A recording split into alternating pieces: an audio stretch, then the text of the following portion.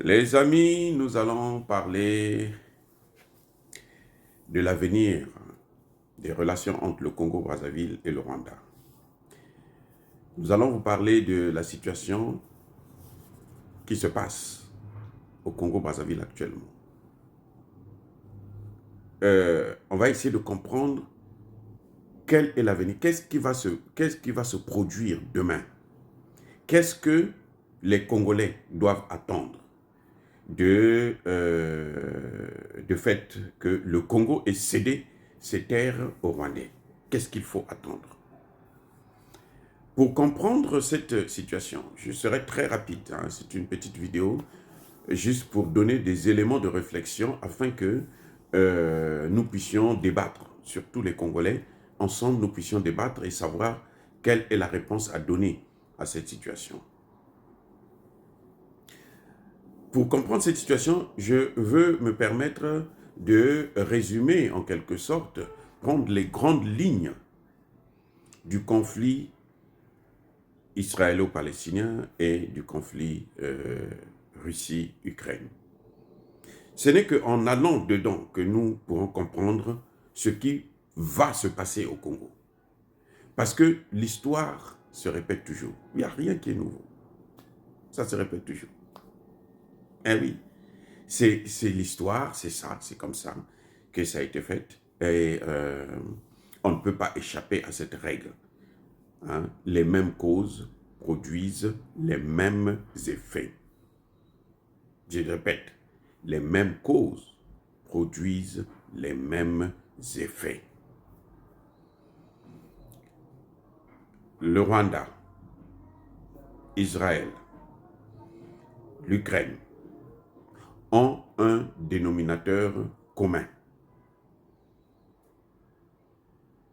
Ce dénominateur commun, c'est lequel? C'est le fait que tous les trois sont soutenus par l'Amérique. Le Rwanda en RDC envoie l'Amérique, donc au Congo, le Rwanda sera toujours soutenu par l'Amérique. Israël soutenu par l'Amérique, tout le monde le sait, et l'Ukraine est soutenue par l'Amérique. Aujourd'hui, l'Ukraine est en train de dire, si nous n'avons plus le soutien américain, nous allons perdre cette guerre. Ça, c'est Zelensky lui-même qui parle. Alors, pourquoi je veux vous amener à essayer d'analyser ces conflits? Nous avons vu déjà qu'il y a un dénominateur commun. Alors maintenant, qu'est-ce qui s'est passé? Qu'est-ce qui s'est produit au cours de l'histoire pour que les gens puissent, pour qu'on puisse en arriver là?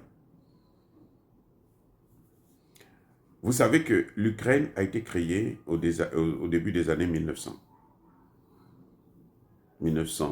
Entre 1917 et 1923. L'Ukraine, c'est une partie de la Hongrie, de la Roumanie, de la Pologne et de l'ex-URSS, la Russie.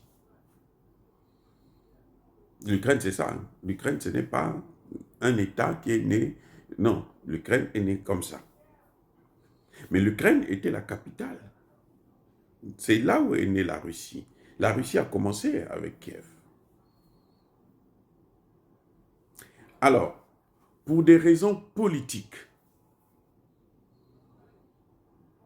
Lénine va prendre la Crimée, va rattacher ça à l'Ukraine.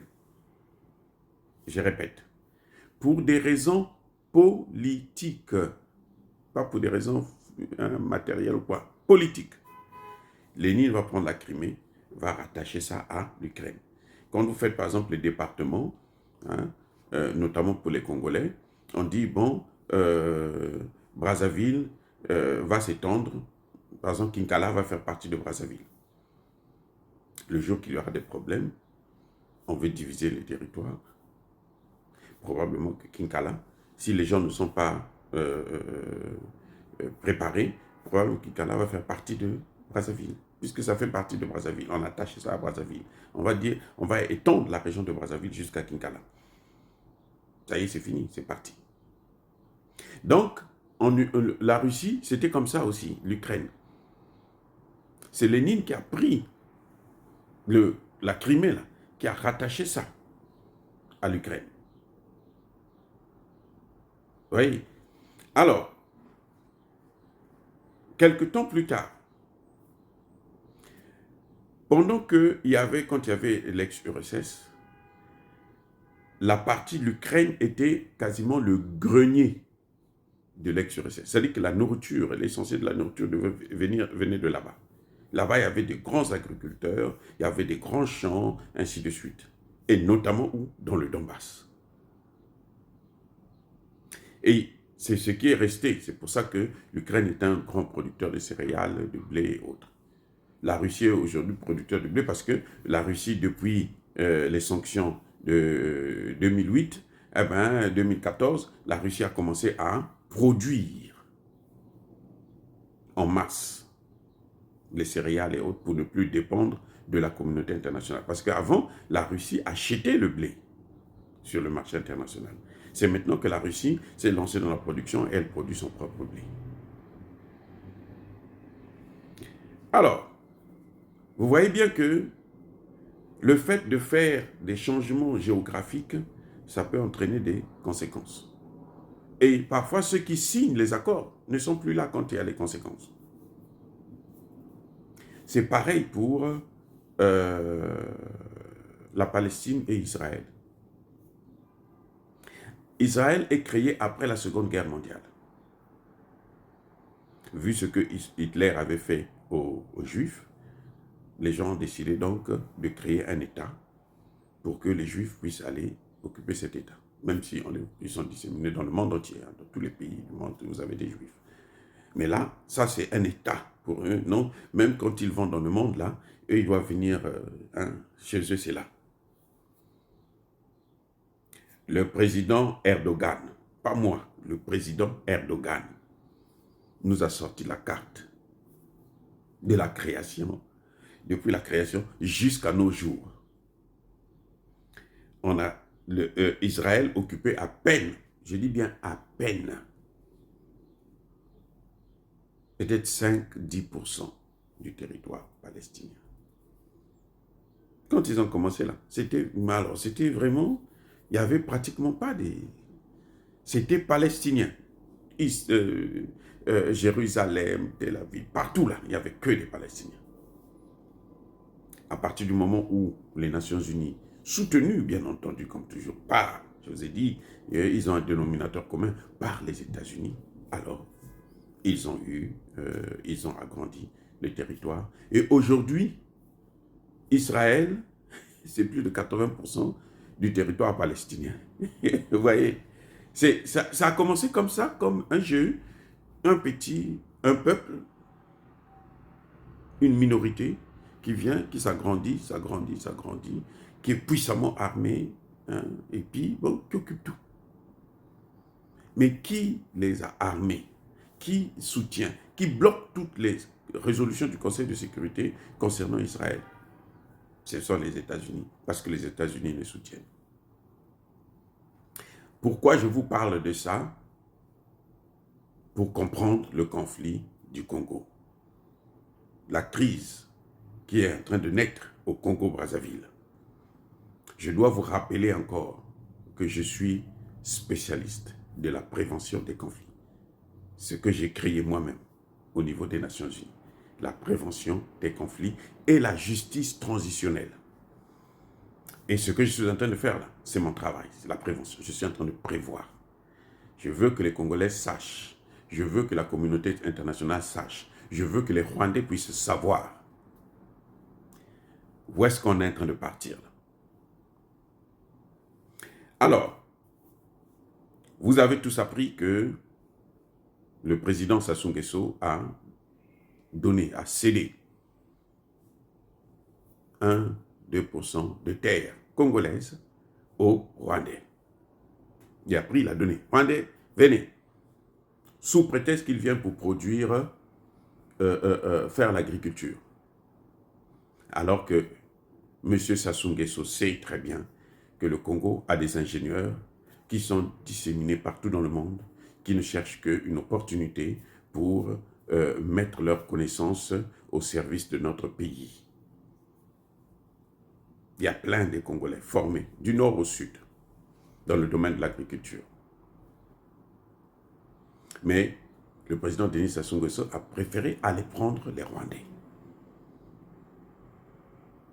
Alors, c'est lui qui est allé prendre les Rwandais. Maintenant là, on ne peut pas voir ce qui va se passer demain. Sauf lorsqu'on est spécialiste de la prévention. Et c'est ce que nous sommes en train de faire. Le Rwanda a brillé. Est en train de briller aujourd'hui. D'abord par un génocide. On nous a fait croire que c'est les Tutsis qui ont été massacrés. À peine hier, les Américains ont dit non, faux. Ce n'est pas les Tutsis qui ont été massacrés, ce sont les... C'est tout le monde, les Tutsis, les Hutus, les Twa. Les Twa aussi ont été massacrés. Les Hutus ont massacré les Tutsis ont massacré les Hutus et les Tutsis ont massacré les Twa.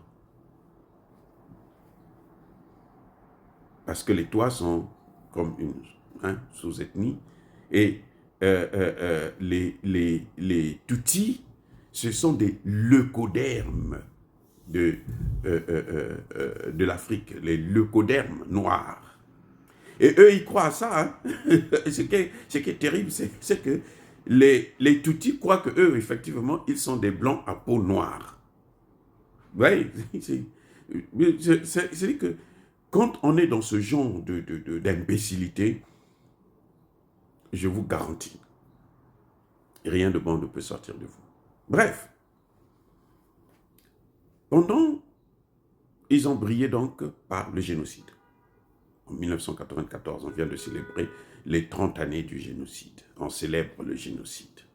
Au lieu de célébrer la fin du génocide, on célèbre le génocide. On fait la fête parce qu'il y a eu un génocide. C'est encore une autre stupidité. Et des chefs d'État se déplacent pour venir célébrer quelque chose, une criminalité aussi horrible. Ce qui a fait honte à l'Afrique, parce qu'on n'avait jamais vu ça en Afrique. Des Africains entre eux se massacrer comme ça. Jamais vu dans l'histoire. 100 jours de massacre. Donc, ils ont célébré ça, la fête. Hein? Le monde à l'envers. Ils célèbrent la fête. Et pour une fois, les Américains viennent dire la vérité. Ils viennent avouer qu'ils étaient derrière cette histoire-là. Et ça, on en parlera dans une autre vidéo. Mais, les Hutus, quand il y a le génocide, on prend un certain nombre de Rwandais qu'on amène au Congo. Les Rwandais ont aidé Kabila à prendre le pouvoir. Ça, c'est incontestable. James Kabarege, qui fut, je crois, chef d'état-major de l'armée congolaise, après donc, la prise de pouvoir de Kabila, s'exprime maintenant clairement. Il dit d'ailleurs, en ce qui concerne le Rwanda, c'était une vidéo cachée, mais qui a fuité, où James Kabarege conseille aux Rwandais de s'entendre, parce que ils sont entourés des gens qui ne les aiment pas, puisque eux-mêmes, ils ont brillé par des comportements décevants. C'est pour ça que dans la sous-région, on ne veut pas d'eux. Eh oui, ils le disent, hein. Ils le reconnaissent. Mais eux, le problème, c'est qu'eux, ils sont soutenus par les Américains. Et les Américains veulent faire des Hutus ce que vous êtes en train de voir en Israël, en Palestine. C'est-à-dire que cette minorité qui occupe le monde, l'Afrique. Parce qu'ils ne vont pas s'arrêter au Congo-Brazzaville et au Congo-Kinshasa. Hein. Ils vont s'étendre. Ils sont aussi au Centrafrique. Ils vont y rester. Vous le savez très bien. Et ils vont petit à petit s'étendre. Parce que la politique américaine, elle est basée sur le massacre, sur la déstabilisation, sur la guerre. Il n'y a pas un seul endroit où il y a des Américains qui soutiennent une partie et il n'y a pas de guerre. Ce n'est pas possible. Ça n'existe pas. Américain, là où il est, il faut qu'il fasse la guerre. Parce que l'Américain vit de la guerre. Il faut déstabiliser tout le continent africain. C'est la stratégie américaine qui a été élaborée par Barack Obama quand ils ont fait la guerre en Libye. La guerre en Libye, là, ce n'était pas pour Kadhafi, non. C'était pour tout le continent africain parce qu'il fallait arrêter, stopper le processus de monnaie africaine unique. Bref, vous voyez, les Rwandais sont en train de sont rentrés donc au Congo et après, ils voulaient s'accaparer du pouvoir. Ils ont infiltré l'administration, la police, l'armée. C'est d'ailleurs pour ça que Tshisekedi, jusqu'aujourd'hui Tshisekedi, vous voyez, depuis près de 30 ans, ils sont rentrés au Congo en 97 par là quand Kabila, le père, a pris le pouvoir avec Kabila, qui était content de prendre le pouvoir. Son problème, c'était le pouvoir. Il a pris le pouvoir, la suite à donner. C'est laquelle? C'est ce que nous sommes en train de voir là. L'appétit du pouvoir. Même ceux qui ont le pouvoir, qui prennent le pouvoir, même quand ils sont morts, il y a d'autres gens après qui payent le prix. C'est pour ça que moi je tire les oreilles des Congolais. Ce que vous êtes en train de voir là, ça va être, c'est le malheur de l'Afrique, du Congo-Brazzaville, avec ses Rwandais. Je vous ai pris l'exemple de l'Ukraine et la Russie. C'est les États-Unis qui soutiennent l'Ukraine. Les États-Unis ont conditionné l'entrée de l'Ukraine dans l'OTAN par une guerre, parce qu'ils voulaient affaiblir la Russie. Et ça n'a pas commencé aujourd'hui. Ça fait plus de 15 ans que ça a commencé. C'est pour ça que Poutine n'arrête pas de dire que nous, la guerre n'a pas commencé aujourd'hui. Tous les grands experts vont vous le dire. La guerre en Ukraine n'a pas commencé en 2022. Elle a commencé bien avant. En 2008. En 2014, là, lorsqu'ils ont signé les accords de Minsk, c'était pour que l'Ukraine puisse avoir le temps de se réarmer et faire la guerre. Là où il y a les États-Unis, c'est pour ça que je vous ai dit, ils ont un dénominateur commun. C'est le soutien des États-Unis. Là où il y a le soutien des États-Unis, il y a forcément la guerre. Les Rwandais sont soutenus par les États-Unis, y compris au Congo-Brazzaville. Alors, il faut s'attendre à la guerre. C'est inévitable. À moins que les Américains dominent, contrôlent, recolonisent le Congo-Brazzaville. Maintenant, il y a des gens qui vont dire, oh, mais on a donné les terres là, c'est dans le sud. Nous, au nord, on peut dormir tranquille, là, c'est bon. Non, les gars. Ils sont dans le Poul et dans la Bouenza, les terres qu'on leur a données. Vous savez quoi? Le Poul est attaché à quoi? À la capitale, Brazzaville. Brazzaville, c'est quoi? Brazzaville, c'est le centre. Brazzaville, c'est le lieu de rencontre entre les sudistes et les nordistes. Oh, j'y reviens. Ça va pas plaire aux gens quand on parle de ces termes, mais on doit dire la vérité à la jeunesse. Brazzaville, c'est l'assiette dans laquelle les nordistes et les sudistes viennent manger. C'est ça qui fait notre unité. Notre unité, là, le symbole de notre unité, là, c'est Brazzaville. C'est pour ça que la guerre de 97, qui était nord-sud, il faut le reconnaître, c'était où? C'est pas à Brazzaville. C'est après que ça s'est étendu dans le sud, quand les Angolais sont venus appuyer un camp, celui de Sassou Nguesso. Mais il faut reconnaître que Brazzaville, c'est là.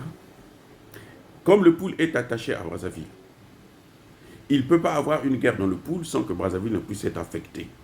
Ne vous leurrez pas, les amis. Je vous rappelle que les Rwandais sont au Centrafrique. Le Centrafrique a une frontière avec le Congo par où? Par le nord. Et le nord, c'est où? La Sangare. Donc, l'une des premières villes que les Rwandais peuvent occuper au nord, c'est Ouesso. Ne vous leurrez pas. C'est le Congo qui est menacé. Je ne sais pas si le président Sassou Nguesso a vu ça comme ça. Ça, moi, je n'en sais rien. Je ne peux pas le juger. Ça, c'est les hommes politiques qui doivent faire ce travail. Moi, je suis un intellectuel, je suis docteur en sciences politiques. Je vous dis tout simplement, en tant que spécialiste de la prévention des conflits, je vous dis que le conflit arrive là. Et ça va bousculer tous les Congolais. Maintenant, qu'est-ce qui va faire que les Congolais auront du mal à gagner cette guerre, même s'ils sont sur leur terre? C'est parce que depuis Brazzaville, l'option que les Rwandais pourront prendre pour des gens sérieux, ça va être de diviser le nord et le sud. D'accentuer. Et ils le savent. Ils ne sont pas venus là à Brazzaville pour rien, dans le pool. Parce qu'ils savent que entre le nord et le sud, on se regarde en chien de faïence depuis la guerre de 1997. D'aucuns diront, bien avant, oui, on se regardait en chien de faïence. Hein, après Massamba Débat, depuis le coup d'État de Marien Ngouabi, les gens se regardaient en chaîne de faïence. Marien Ngouabi a essayé de réunifier le nord et le sud, vous le savez très bien. Hein, la dernière rencontre d'ailleurs qu'il a eue avec le président Massamba Débat, c'était pour aller dans ce sens-là. Et ça a été court-circuité par sa mort. Et à partir du moment où il est mort, alors les choses ont changé. Depuis là, le Nord et le Sud se regardent en chaîne de faïence. Tout ce que vous voyez là à l'Assemblée nationale, dans les institutions, les discours, ce sont des discours creux. La réalité scientifique, je parle bien de la réalité scientifique, pas politique, scientifique. Ceux qui sont allés à l'école me comprennent très bien. Ceux qui sont intelligents me comprennent très bien. Et je ne suis pas en train de dire que le Nord et le Sud, ce sont des... Non, je suis en train de dire qu'il y a un conflit latent. Parce que jusqu'aujourd'hui, on n'a jamais établi, on n'est jamais passé par le processus de réconciliation, de justice transitionnelle que j'ai moi-même encore inventé. Donc, tant qu'on ne va pas passer par là, on va toujours se regarder en chaîne de faïence. Et c'est une faiblesse. C'est là que les Rwandais vont s'appuyer. Ils vont s'appuyer. Et on aura beaucoup de nos frères du Nord qui vont soutenir les Rwandais parce qu'ils se disent que bon, c'est le Sud, on peut s'en foutre. Ça va accentuer encore la séparation et ça va accentuer notre faiblesse. On pourra nous détruire comme on veut. Surtout qu'ils sont soutenus par les Américains. Ils ont tous les armes. Vous voyez comment ils se... Vous voyez que vous ne pouvez pas comprendre comment un petit pays comme le Rwanda peut avaler un éléphant, le Congo démocratique. Bon, on va dire que la responsabilité de Tshisekedi, elle est grande. Parce que depuis, le peuple a demandé des accords avec la Russie. Tshisekedi est en train de traîner les pas. Tshisekedi est en train de... Il fait la fête, au moment où nous parlons là, il est en voyage, il est en vacances.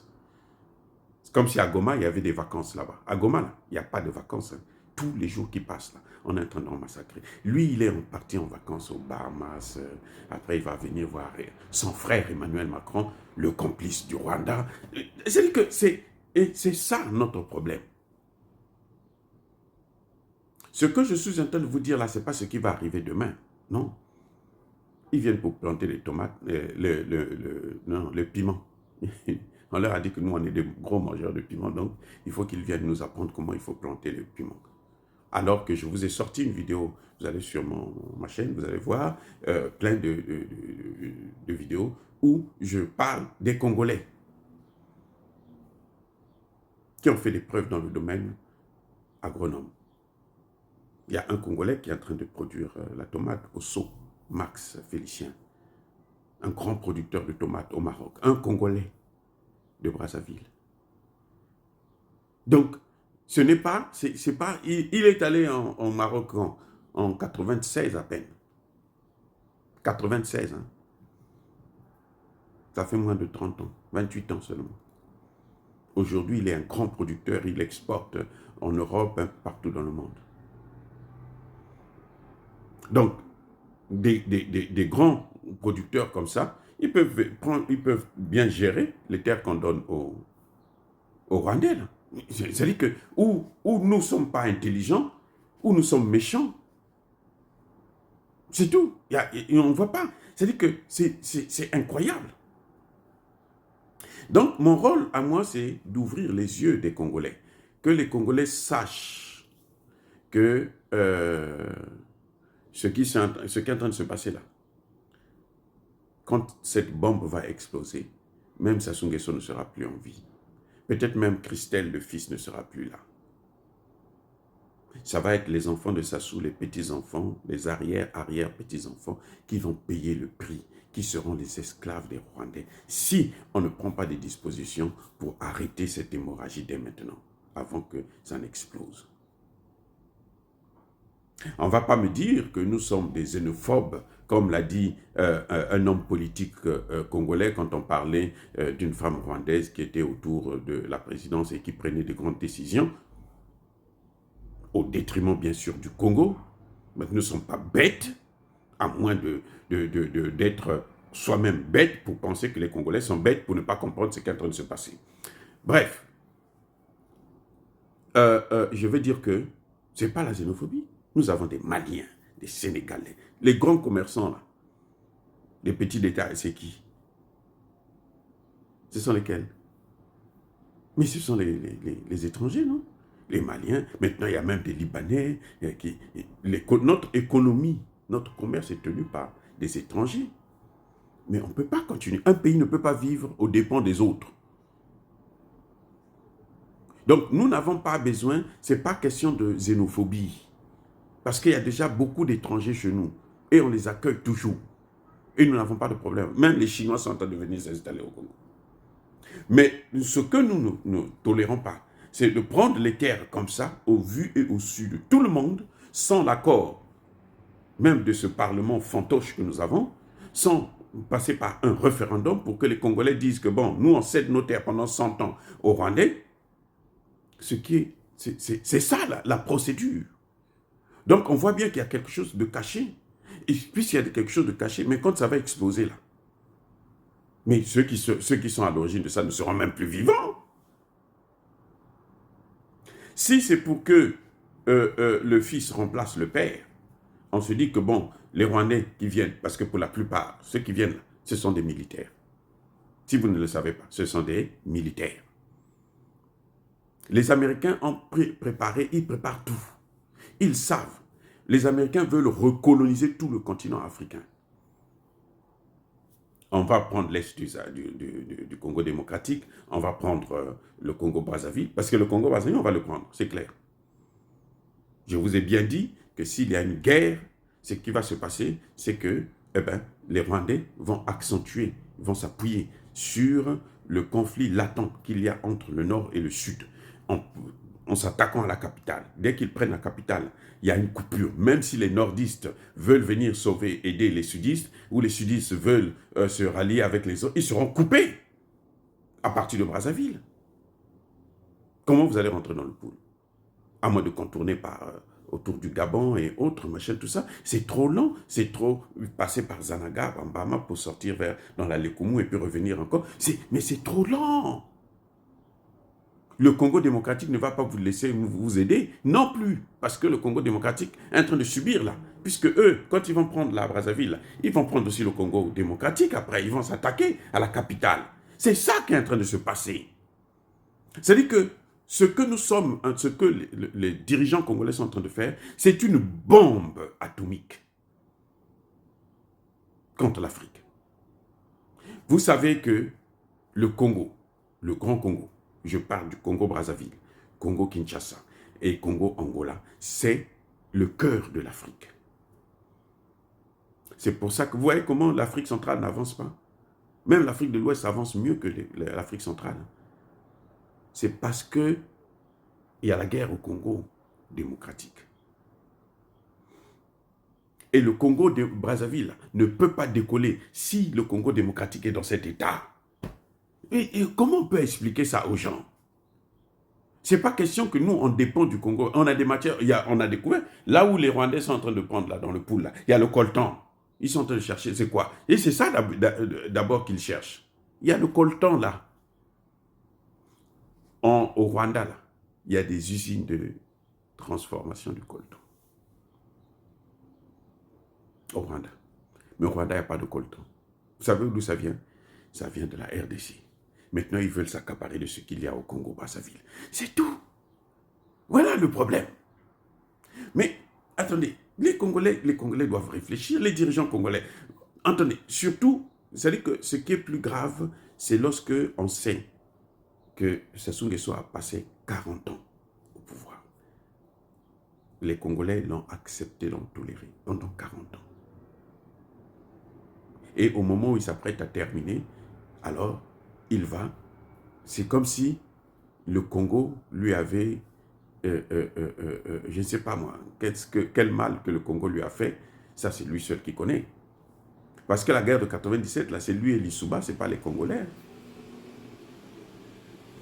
Les nordistes et les sudistes savent que c'est entre les deux, là. Ils se battent pour le pouvoir. Tout le monde sait. C'est le pouvoir. Et puis, il y avait la France qui était là.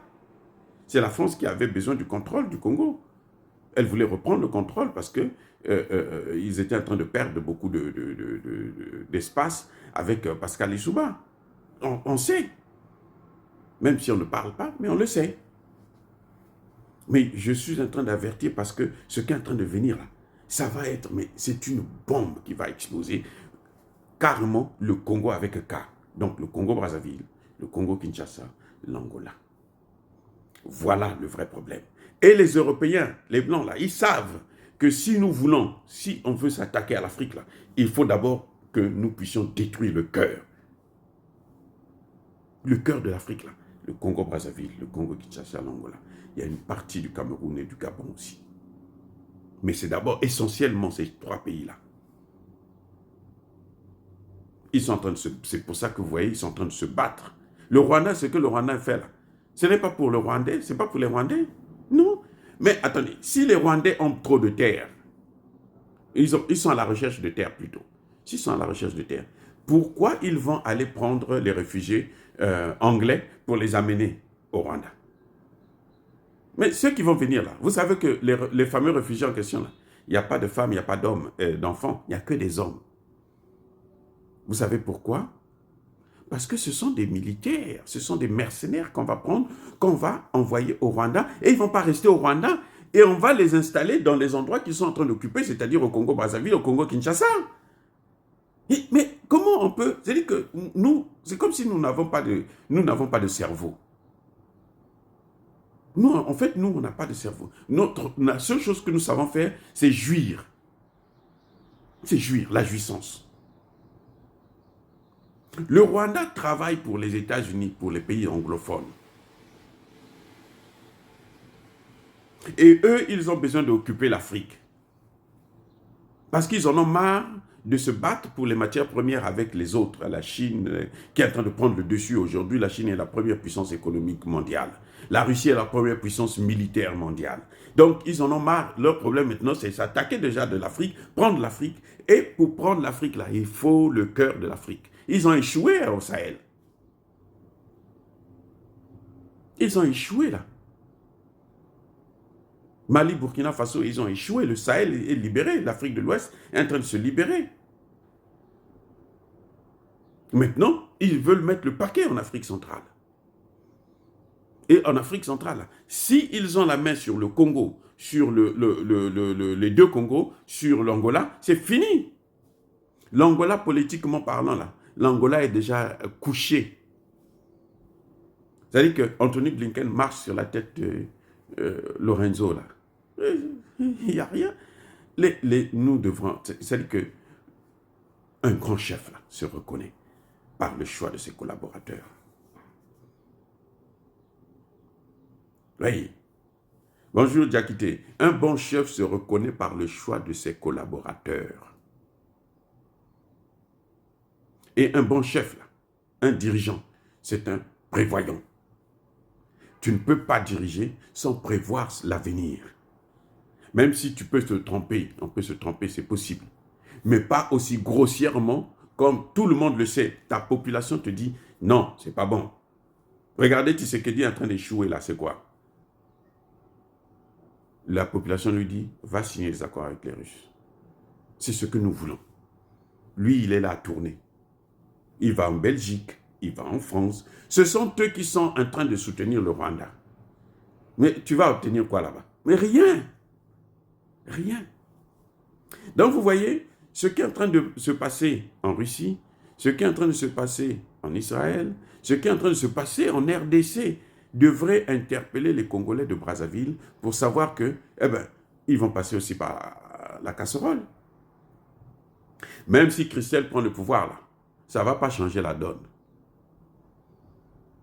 Les Rwandais ont des objectifs parce qu'ils servent les Occidentaux et ils vont atteindre leurs objectifs tant que nous allons être toujours naïfs. C'est pour ça que j'appelle à l'unité de tous les Congolais. Sachez-le que ce qui se passe, les terres qui sont dans le sud, là, ça n'appartient pas seulement à ceux qui habitent dans le sud, ça appartient aux Congolais. C'est-à-dire que tu sois du nord, que tu sois du sud, là, les terres, là, ça vous appartient. Ça appartient à vos enfants. Ça, il faut que les Congolais puissent le savoir très bien, afin de comprendre quelle est la position à prendre. Que ce soit bien clair. Et les conséquences, nous allons les subir tous ensemble. C'est-à-dire que il ne faut pas croire que les nordistes vont dormir tranquilles pendant que les sudistes sont en train de pleurer leurs terres et leurs hommes. Quand des génocidaires viennent sur votre terre, quand ils s'installent, vous vous attendez à quoi? C'est-à-dire que vous vous attendez à quoi? Il ne faut pas que les sudistes se disent que non, mais bon, si on occupe Ouesso, je vous ai dit, par le Centrafrique, les Rwandais peuvent occuper Ouesso. De toutes les façons, j'étais là-bas, j'ai été marié à Ouesso, donc je connais le coin et comment c'est perméable. Bien-aimés frères et sœurs, notre rôle en tant qu'intellectuels, c'est de vous donner des éléments d'analyse. Et je fais ma part. Je sais que ça ne va pas plaire à certains, mais c'est ça, hein. Nous on n'est pas là, un docteur il ne parle pas pour plaire à un homme politique ou à un fanatique. Non, un docteur il parle parce que c'est la science qui l'anime, la connaissance, pour partager la connaissance. J'espère que nous nous sommes bien compris avec le conflit en Ukraine, le conflit en Israël, le conflit en RDC, qui montre que, eh ben, le Congo n'échappera pas à un conflit avec le Rwanda. Et qui dit conflit contre le Rwanda, c'est un conflit contre les États-Unis. Même si les États-Unis vont venir vous flatter.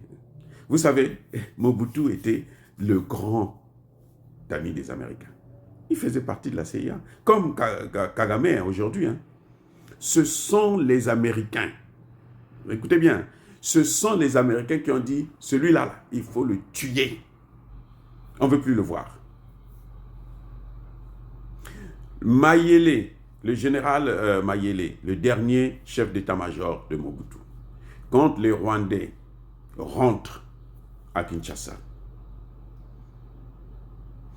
on appelle, le général demande à ce que l'armée puisse laisser les Rwandais rentrer. Il dit, on ne peut pas combattre, ils sont trop forts. Il n'a pas. Les militaires ont baissé les bras, ils se sont laissés. Ils ont abandonné, ils ont abdiqué. Et quelques heures plus tard, la garde présidentielle de Mobutu va assassiner le général Mayele, le chef d'état-major de Mobutu. Tout de suite après, on appelle l'ambassadeur des États-Unis pour lui donner l'information. Non, le général Mayele est mort. L'ambassadeur des États-Unis qui était à l'origine des opérations, qui était le cerveau penseur de toute cette crise, cette situation, il a rigolé. Il dit, mais c'est pas important. Vous comprenez? Si je retrouve la vidéo, je vais vous balancer ça d'ici là. Et il dit, mais c'est pas important. Il est mort. Ouais, c'est pas important. Notre objectif, c'était faire partir Mobutu. Nous l'avons fait partir. Nous avons gagné. Ça suffit. Voilà ce que les Américains sentent. Voilà la liaison qu'il y a entre les États-Unis et l'Angola. Et plutôt le Rwanda. C'est ça. D'ailleurs, je me suis trompé l'Angola, mais c'est pour vous dire. Avec l'Angola aussi, c'est pareil. L'Angola est en train de boycotter les négociations. Vous avez déjà vu un pays qui est envahi. Le Rwanda dit non, c'est pas moi. C'est un problème entre les Congolais. Les Américains disent à Tshisekedi, pour régler ça, tu dois négocier avec Kagame. C'est son problème à lui. Hein. C'est comme demain, on va dire à Sassou Nguesso, si tu veux régler tes problèmes avec, entre le Nord et le Sud, vous voulez faire la réconciliation, là, il faut appeler les Rwandais. Il faut que tu fasses venir Kagame. C'est ça qui va se passer.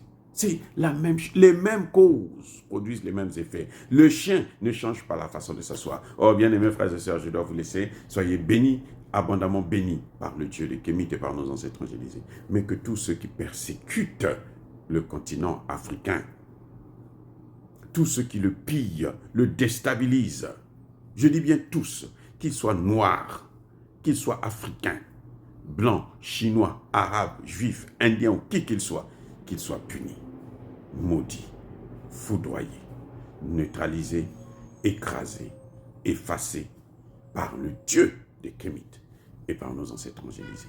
Vive l'Afrique éternelle, j'ai dit et j'assume.